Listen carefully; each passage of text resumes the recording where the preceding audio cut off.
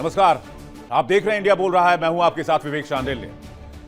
Iran के साथ लड़ाई अब उस दौर में दाखिल हो चुकी है जहां रूस की भी एंट्री हो गई है, चीन की भी एंट्री हो गई है और इस जंग को अगर अभी नहीं रोका गया तो ये वो महाजंग बनेगी जिसकी कल्पना शायद हम में से, आप में से किसी ने नहीं की होगी। क्योंकि होर्मुज में डोनाल्ड ट्रंप ने नेवल ब्लॉकेट कर दिया है। दूसरी तरफ अमेरिकी नेवी ने ओमान की खाड़ी में भी घेरेबंदी तेज कर दी है, लेकिन इससे ईरान को कोई फर्क नहीं पड़ रहा। डोनाल्ड ट्रंप की हालत आज की तारीख में यह है कि वो ना घर के रहे हैं और ना ही घाट के। उन्होंने ईरान के ऑयल पर से सैंक्शंस हटाया। ईरान अपना बिजनेस पड़ोसी सीमाओं से सेट कर लेगा। रूस, तुर्किस्तान, अफगानिस्तान के रास्ते ईरान अब व्यापार करने की तैयारी में है। तो सवाल यह है कि ओमान में नेवल ब्लॉकेड करने से आखिर डोनाल्ड ट्रंप को क्या मिलेगा? सिर्फ खाली हाथ और बढ़ता तनाव? लेकिन असली खतरा जो है वो बन रहा है पर्दे के पीछे। रूस और चीन ईरान को बैकडोर से फुल सपोर्ट कर रहे हैं, वो भी कैस्पियन सी के जरिए, जहां अमेरिका का पहुंच पाना मुश्किल ही नहीं नामुमकिन है। यह लड़ाई आज की तारीख में सिर्फ ईरान बनाम अमेरिका की नहीं, रूस और चीन की भी एंट्री इस लड़ाई में हो चुकी है। क्योंकि रूस और चीन के आर्थिक हितों को चोट लगी है और वो सीधे जंग के मैदान में कूदने से भी परहेज नहीं करेंगे। डोनाल्ड ट्रंप को लगा था कि ईरान को वो अकेले संभाल लेंगे, लेकिन ईरान को अकेले संभालने के चक्कर में ट्रंप 3 महाशक्तियों के सामने खड़े हो गए। ट्रंप का सुपर पावर वाला गुरूर मिट्टी में मिल चुका है। रूस और चीन की एंट्री के बाद अमेरिका बौखलाया हुआ है। अब राउंड 2 की शुरुआत होने वाली है। 40 दिन के राउंड 1 की लड़ाई आप देख चुके हैं। माना जा रहा है कि यह तो अभी बस ट्रेलर था। अमेरिका वर्चस्व साबित करने के लिए एड़ी चोटी का जोर लगा देगा और रूस और चीन अमेरिका को रोकने के लिए किसी भी सीमा को पार कर जाएंगे, किसी भी हद के परे चल जाएंगे, किसी भी लक्ष्मण रेखा को लांघ जाएंगे। आज की चर्चा, आज की डिबेट इसी मुद्दे पर, इस खबर की तह तक जाएंगे और बताएंगे आपको रूस और चीन कैसे इस जंग को ट्विस्ट दे रहे हैं और तेहरान कैसे मजबूत हो रहा है।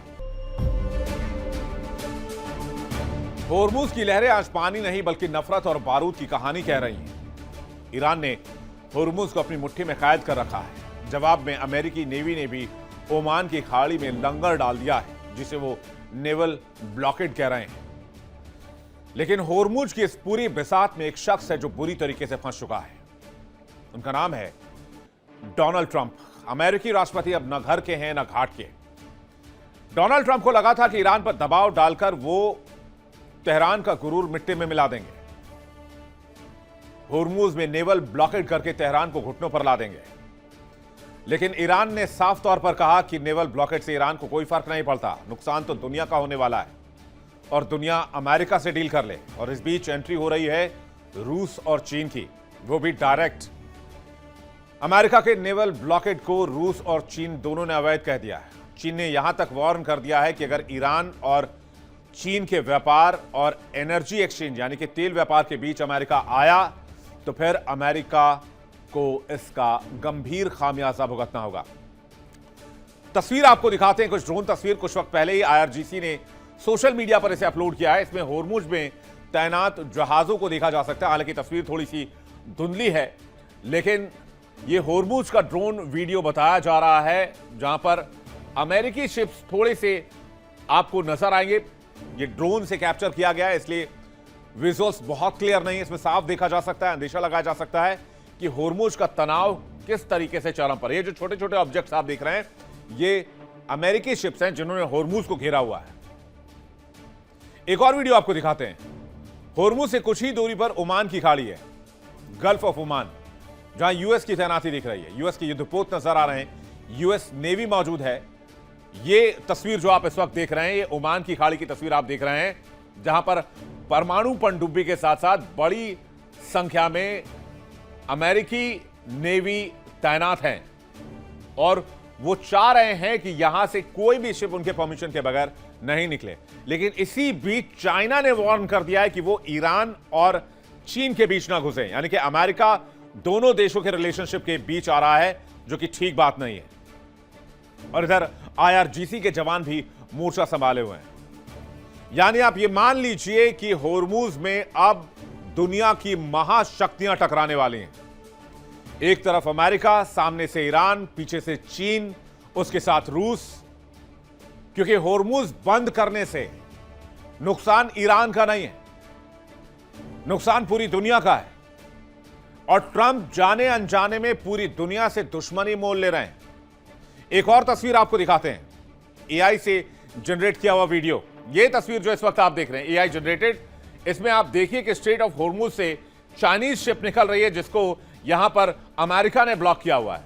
उसके बाद वापस चाइनीज शिप यहां पर गल्फ ऑफ ओमान में आकर रुक जाती है, क्योंकि इस चाइनीज वेसल को अमेरिकी शिप्स आगे जाने नहीं दे रहे हैं। और इसकी वजह से चाइना बहुत गुस्से में है। शी जिनपिंग ने क्लियर कर दिया है कि अगर यही हालात रहें तो फिर अमेरिका से लोहा लेने में भी हम पीछे नहीं हटेंगे, क्योंकि बात चीन के नागरिकों की ऊर्जा सुरक्षा से जुड़ी हुई है, चीन के नागरिकों के हित से जुड़ी हुई है। और यह कहानी सिर्फ चीन की नहीं है। अमेरिका के नेवल ब्लॉकेड से चीन ही नहीं, इस दुनिया के, यूरोप के, एशिया के कई देश परेशान हैं। और वो ये नहीं चाहते हैं कि अमेरिका का नेवल ब्लॉकेड यहां पर आए, क्योंकि दुनिया पहले ही होर्मुज ब्लॉकेड से परेशान है। ओमान की खाड़ी ब्लॉक करने से ईरान का कुछ नहीं जाता। ईरान ने वो कर दिया जिसकी उम्मीद ट्रंप को नहीं थी। ट्रंप पड़ोसी देशों के रास्ते, ईरान पड़ोसी देशों के रास्ते अपने बिजनेस को, अपने व्यापार को चला सकता है, खास करके कैस्पियन सी का इस्तेमाल करके। लेकिन महायुद्ध का ये जो राउंड 2 बन रहा है, इसमें दुनिया की महाशक्तियां टकराने की कगार पर आ गई हैं। अगर अमेरिका का नेवल ब्लॉकेड बना रहता है तो महायुद्ध के राउंड 2 का सीन कैसे बन रहा है, यह समझिए। होर्मुज में ईरान ने नाकेबंदी कर रखी है, गल्फ ऑफ ओमान में यूएस ने नाकेबंदी कर रखी है। यूएस की नेवी तैनात है होर्मुज से थोड़ी दूर पर। वहां पर यूएस तमाम देशों के जहाजों को ब्लॉक कर रहा है। और होर्मुज ब्लॉक करने के बाद अगर नेवल ब्लॉकेड अमेरिका लगा रहा है तो इससे दुनिया के कई देश परेशान हो रहे हैं, क्योंकि ट्रंप ने समुद्री रास्ता रोका हुआ है। एक तरफ डोनाल्ड ट्रंप शांति की बात कर रहे हैं तो दूसरी तरफ पूरी दुनिया के तेल को रोक रहे हैं। और जमीनी हकीकत यह है कि इस नेवल ब्लॉकेड से भी अमेरिका के हाथ कुछ नहीं आएगा। बैठे बिठाए पूरी दुनिया से दुश्मनी अमेरिका और मोल ले लेगा, खास करके वहां के राष्ट्रपति।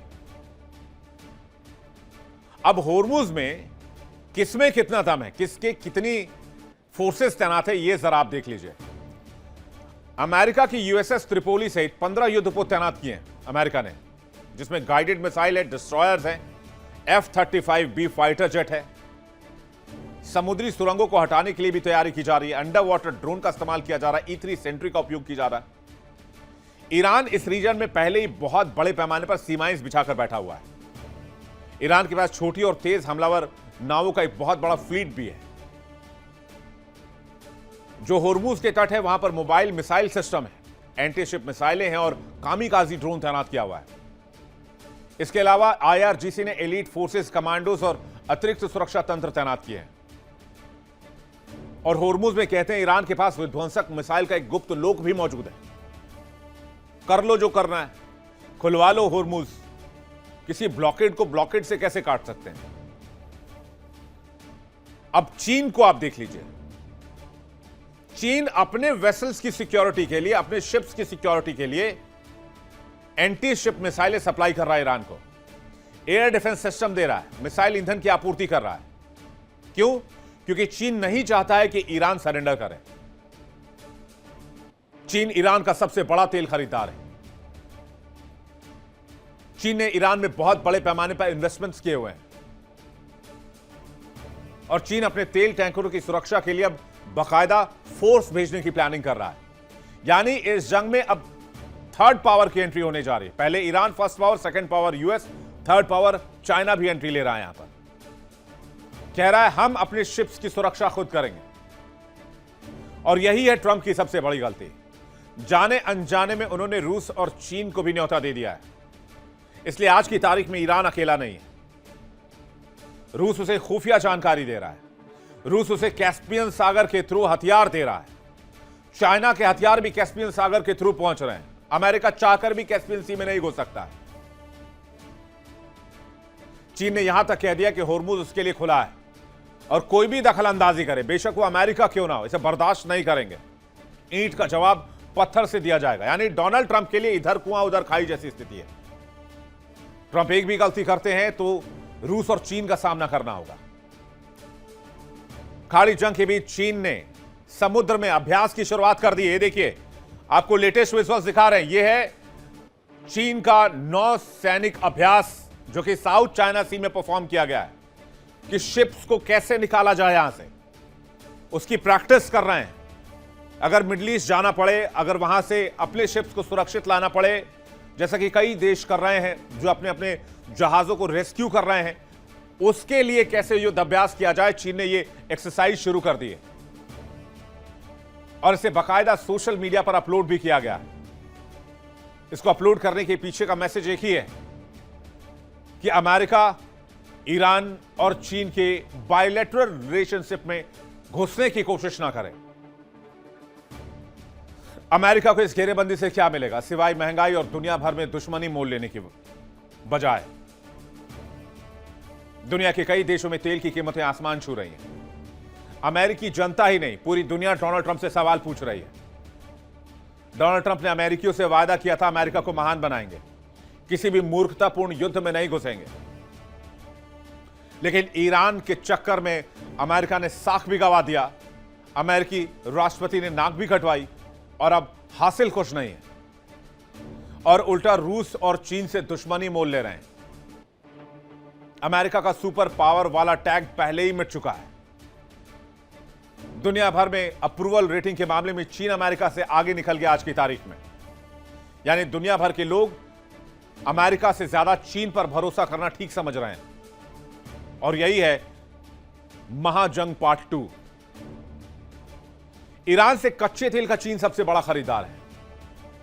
ओमान की खाड़ी में भी नाकेबंदी से चीन नाराज है। चीन के पास 90 डेज का बफर ऑयल था जो कि अब खत्म होने की कगार पर है। इसलिए चीन ने अमेरिका को वार्न कर दिया है कि ईरान के साथ उसके ऊर्जा समझौते के बीच ना घुसे। उस रेड लाइन को समझे अमेरिका।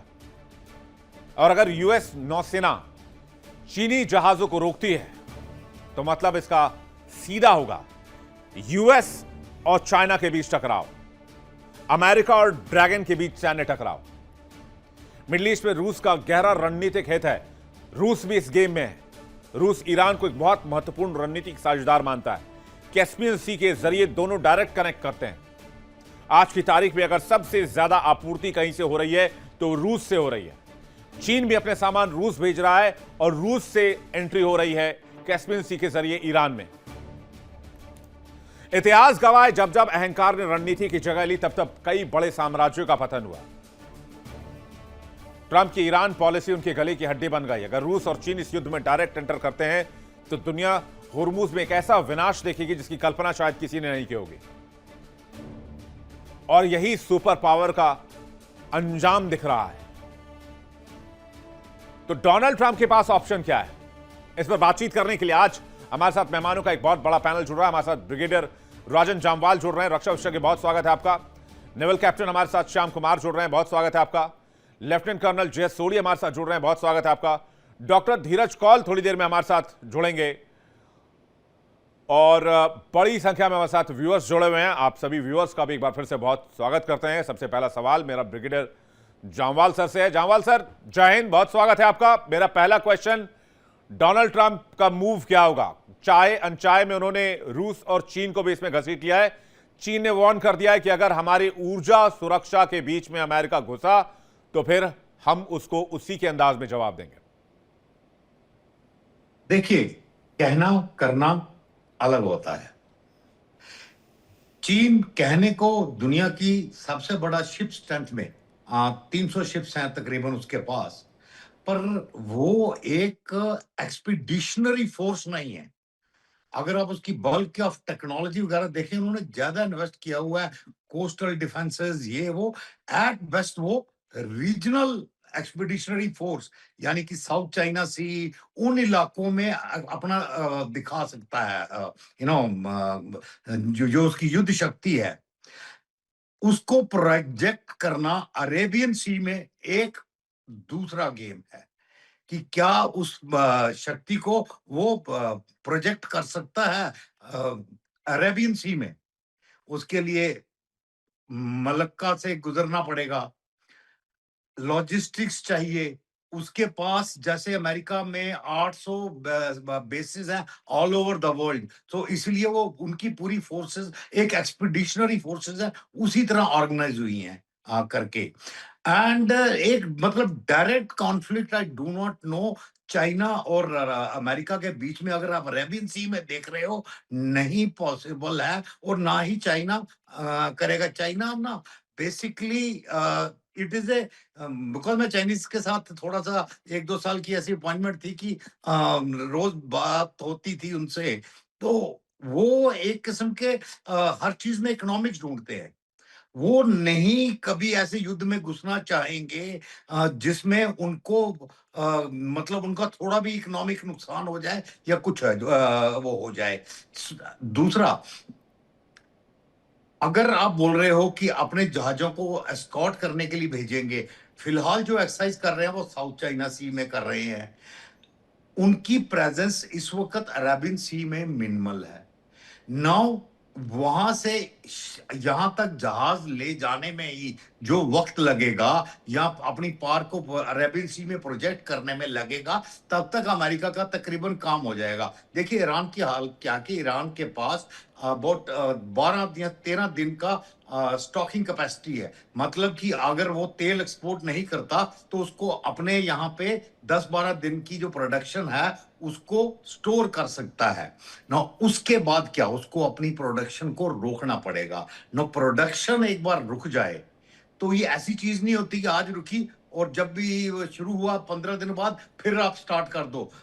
ये वो एक केमिकल वेल्स के अंदर एक केमिकल प्रोसेस शुरू हो जाता है, उसको रीस्टार्ट करने में 6 महीने से सालों लग सकते हैं, डिपेंडिंग करके कितना वाटर सीपेज हो गया, कितना मतलब it is not that simple जी। कि एक नलका बंद करना है और फिर शुरू कर देना है। It is not as it's a complete chemical process जो उन कुओं में आता है। दैट इज एग्जैक्टली जो अमेरिका की रणनीति है इस वक्त, वही है कि एक बार इनको भी जरा बंद करके देखें, बिकॉज बाकी कई देशों में बंद हुए हैं कुएं जिनकी वजह से उनको प्रॉब्लम आ रही है। सो इसे जो मेडिसिन इसने दूसरों को दी थी, थोड़ा सा ईरान को भी उस मेडिसिन का पता लगे।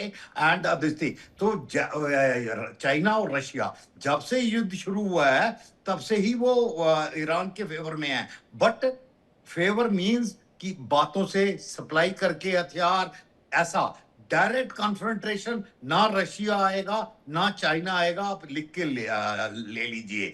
हाँ, कौन आ सकता है इस वक्त, तो उसके लिए मैं सिंपल कहता हूं, जैसे कल भी आपके यहाँ बोल रहा था, इस वक्त अमेरिका के सिवाय किसका नेवल प्रेजेंस है? अमेरिका के कितने जहाज हैं गल्फ ऑफ ओमान में, और हमारा पूरा कैरियर बैटल ग्रुप है, आईएनएस विक्रांत लीड कर रहे हैं इस वक्त गल्फ ऑफ ओमान में स्टेशन है ऑपरेशन संकल्प के अंडर।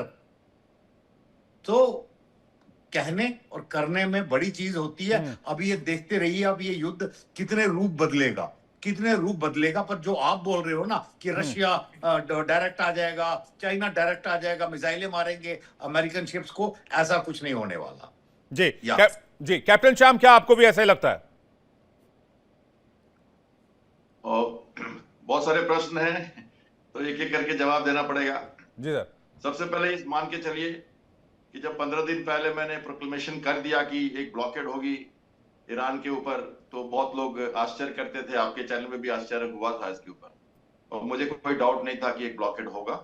और कैसा होगा ये भी मैंने समझाने की कोशिश की, एक जगह नहीं 50 जगह, और लिखित आर्टिकल में लिख दिया था कि ये एक्चुअली गल्फ की वॉर है। तब आपसे डिस्कशन में ये बात उठ के आई थी कि कैसे होगा, क्या होगा, बड़ा विस्मय का विषय, और कोई टेकर नहीं था इसका। लेकिन ये क्लियर है कि एक वॉर अमेरिका आया है गल्फ को कि पानी को कम नमकीन करने के लिए, फिर से मैं कहता हूं ये, और मिडिल ईस्ट को functional control of state of Hormuz को देने के लिए। ये दो बातें किसी भी बिना डाउट के मैं कहता जा रहा हूं। टैक्टिकल एम है ईरान को एनिहिलेट करना, उसको सुलाना और बाद में जुगलर वेन पकड़ के कोस्टल एरिया से उसको ब्लीड कर देना। तो ये एम था। जब मैरिटाइम एंगेजमेंट्स होती है तो पहले हम एनिहिलेट करते हैं और कहते हैं उसको सॉफ्टनिंग द बीच, और सॉफ्टनिंग द बीच में ये बीच पूरा का पूरा ईरान ही बीच है हमारे लिए। तो उसको इजराइल ने मारा तेहरान और मिडिल और वेस्टर्न तेहरान में, वेस्टर्न ईरान में, और गल्फ के टारगेट अमेरिका के पास, और मिडिल ईस्ट को चुप रहना है। हाँ। ये क्या बिना प्लानिंग के हो रहा है? ये सब क्या चुपचाप 2021 से 25 तक की कोई प्लानिंग नहीं हुई वहां पे? पिछले साल वॉर रोका क्यों हो उन्होंने कतार में अटैक के बाद से? उसके बाद किया क्या 9 मंथ्स में? किसी को पढ़ना पड़ेगा, ये सब समझना पड़ेगा। और ये जो 3 एयरक्राफ्ट कैरियर के साथ आज जो मेडिटेरियन में फोर्ड वापस आ रहा है, आज जॉर्ज बुश अफ्रीकन कोस्ट को क्रॉस कर रहा है, आज 190 किलोमीटर की दूर पर ओमान की खाड़ी में इब्राहिम लिंकन अपने MH-60 हेलीकॉप्टर के साथ लगातार माइंस को क्लीन कर रहा है।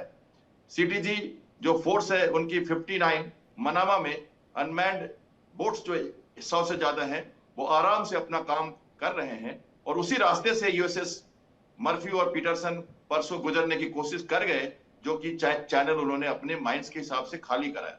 ये किसने कराया खाली? किसी को पता चल रहा है अंडर वाटर क्या हो रहा है? ये MQ-4C ड्रोन जो परसों डिसअपियर हो गया सडनली वहां से, वो वहां क्या कर रहा था? ये सब क्या कर रहे हैं लोग? 18 DDG जो डिस्ट्रॉयर्स है उनके साथ 3 एयरक्राफ्ट कैरियर का फोर्स, अवाक्स, रिफ्यूलर्स और 70 से ज्यादा एयरक्राफ्ट सभी शिप्स में मौजूद, मिसाइल्स की खेप, अंडर वाटर सबमरीन्स, टोमैक मिसाइल्स के साथ रेडी। डूम्सडे आने वाला है। डूम्सडे प्लेन तो अभी आए नहीं, वो भी अवस्थित हैं। और गुआम में इनके मरीन्स, सांता बारबरा हो, माइनसूपर्स हो, ओकिनावा से जापानीज की माइनसूपिन का फोर्सेस हो, या जापानीज के साथ इनका मैरीटाइम फोर्सेस का रीओरिएंटेशन करना हो। एक बात नहीं कई बात कहूं, लीडरशिप चेंजेस कहूं, क्या क्या कहूं कि जिसके बारे में बताना पड़ेगा कि नेवल ब्लॉकेट कैसे किया जाता है, और जब होता है तो कैसे होता है। और ये भी मैंने बड़े शब्दों में कहा, मैं सुन रहा था कई जगह अपने चैनल के व्यूज जो मैंने पहले दिए 15-20 दिनों में, कि कैसा होगा ये ब्लॉकेट, ये भी मैंने डिफाइन किया। लेकिन सर आप जो एक बात कह रहे हैं, सॉरी फॉर इंटरप्शन, आप जो ये बात कह रहे हैं कि भाई ऑपरेशंस नॉर्मल करने के लिए और मिडिल ईस्ट को होर्मुज गिफ्ट करने के लिए अमेरिका यहां पर रहेगा और अपनी पूरी ताकत का इस्तेमाल करेगा, आप ये नहीं मानते कि 28 फरवरी से पहले ऑपरेशंस नॉर्मल थे? 1979 के बाद से ऑपरेशंस नॉर्मल थे। ईरान ने कभी किसी जहाज को नहीं रोका, कभी किसी जहाज पर हमला नहीं किया। खाड़ी देशों से बढ़िया तेल निकल रहा था, पूरी दुनिया में जा रहा था, हर कोई खरीद रहा था। ईरान को ऑयल पर सैंक्शंस लगे हुए थे, सब कुछ तो नॉर्मल था। मामला फंसा ही अमेरिका ने। बहुत अच्छा सवाल है, और आपको याद करा दूं फिर से, 14 अप्रैल 1988 ऑपरेशन अनस्टेबल, कुवैत से टैंकर को स्पॉट कर रहा था USS रॉबर्ट, माइन से टकराया, बुरी तरह जख्मी हुआ, 27 से ज्यादा सेलर घायल हुए। कैप्टन की गुडविल और बायोन्सी कंट्रोल से शिप को बचाया गया और किसी तरह वो बाहर निकला। इराक ईरान की बात कर रहा हूं मैं। 4 दिनों के बाद अमेरिका ने प्रण ठाना और ऑपरेशन प्राइम मैंटिस लॉन्च किया, और उन्होंने पूरी नेवी को धो डाला, और उसके बाद इराक ईरान बंद हुआ। हम भूल गए शायद। उसी समय ईरानियन एक सिविल एलायंस को मारा गया था, USS वेनेसेंस ने, जो सारे के सारे सिविलियन मारे गए। वो अबू धाबी जा रहा था बंदर अब्बास से, तेहरान से बंदर अब्बास से अबू धाबी जा रहा था। रॉन्ग आइडेंटिफिकेशन के कारण मारा गया। कैप्टन को उसके ऊपर पेशी हुई, लेकिन आज अमेरिका ने माफी नहीं मांगा। ये सब घटनाएं उसी जगह हुई है। 40 साल से लगातार वर्चस्व की लड़ाई ईरान वहां लड़ रहा है। ये सारे के सारे गल्फ कंट्री परेशान है। 2021 में बाइडेन ने अफगानिस्तान के विड्रॉल के बाद नई नीति बनाई मैरीटाइम पॉलिसी की। उन्होंने कहा हम ग्लोबल वॉर ऑन टेररिज्म नहीं लड़ेंगे, किसी देश भी इन्वेड नहीं करेंगे, सिर्फ मिशन डिप्लॉय करेंगे, चाहे वो यूक्रेन हो, चाहे वेनेजुला हो, चाहे नाटो की फौज हम वापस बुला रहे हो, चाहे यहाँ पे मिशन बेस्ड डिप्लॉयमेंट। वो कभी रुकेंगे नहीं, करेंगे और भाग जाएंगे। इसीलिए फोर्ड को हटाया गया था, इसीलिए अब्राहम लिंकन को पीछे किया गया, टैक्टिकल मूवमेंट की गई, टाइम पास किया गया। ये आप जो सुन रहे हो, ये जो पाकिस्तान का ये अकॉर्ड, ये वो कभी बंद कर देते बार, कभी शुरू कर देते बार, सब सोची समझी नीति की तरह admiral Brad Cooper central command के चीफ लड़ रहे हैं। वो लड़ रहे हैं लड़ाई। पॉलिटिकल लीडर तो अलग हैं, लड़ाई तो ये लड़ रहे हैं ना, केवल वॉरफेयर चल रहा है ना जी। कैसे चल रहा है इसको समझना पड़ेगा जी। सोली सर, क्या आपको भी ऐसा ही लगता है? जय हिंद विवेक जी। जय हिंद सर। ये मेरा सौभाग्य कि मैं आपके न्यूज चैनल पे हूँ, विख्यात को पैलेस के साथ हूँ। इतिहास में पहले नेवल ब्लॉकेड सफल हुए हैं। पहले और दूसरे विश्व युद्ध में ब्रिटेन ने जर्मनी का नेवल ब्लॉकेड किया था, लेकिन वो सफल इसलिए हुआ क्योंकि जर्मनी के आसपास जितने देश थे वो जर्मनी के दुश्मन थे। दूसरा, फाइनली सक्सेस क्यों एलाइड फोर्सेस को मिली कि उन्हें अपने सैनिक ग्राउंड इन्वेजन में बूट्स ऑन ग्राउंड करने पड़े जर्मनी में, और तब जाके जर्मनी पे विजय हुई। देखिए इंडिया डेली 24/7 अब आपके स्मार्ट टीवी पर। इंडिया डेली मौजूद है सभी डिजिटल प्लेटफॉर्म पर लाइव और लगातार। इंडिया डेली 24/7 हर दिन राष्ट्र को समर्पित।